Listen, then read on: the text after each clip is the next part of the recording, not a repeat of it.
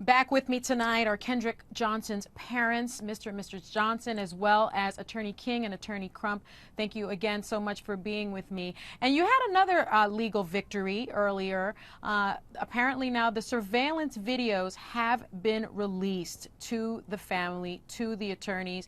Have you seen these videos?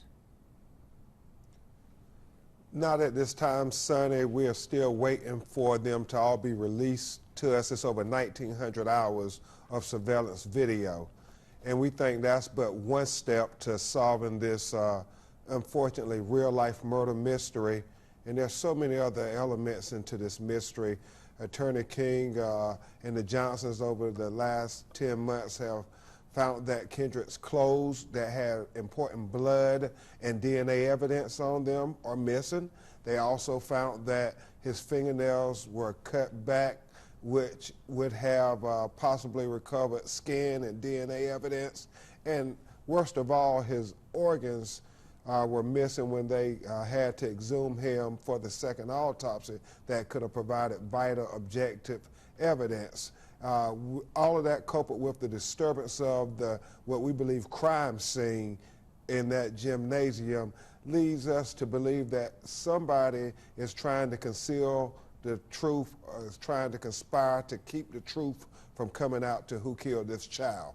Now, it seems to many of us that have been following this case that the surveillance video, you say over 1,900 hours of video, was taken from 4 cameras in the gym. One of the cameras, we've been told, was facing the corner of the mat. And then there's also video of, I think, outside of the school, outside of the gym. We have a caller, Jason from Canada, who has a question about the surveillance video. Jason? Hi, Sonny. Happy Halloween from Canada. Oh, thank you for calling in. Yeah, it was just about the camera. I just wanted to know if there was any cameras in the gymnasium at all. Ben or Attorney King, can you answer that question? Yes, there were 4 cameras that were, excuse me, mounted against the wall that is opposite the wall where Kendrick's body was located.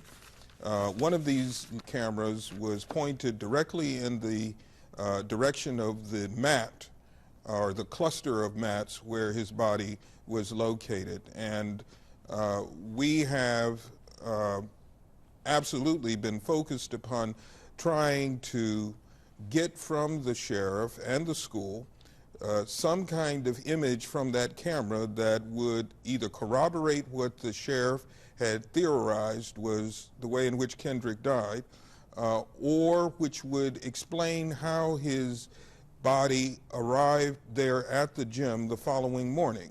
We, of course, believe that he was brought to the gym. He was already dead at the time that he was brought to the gym, and that he was brought there by certain individuals who are connected to the school or to the students at that school.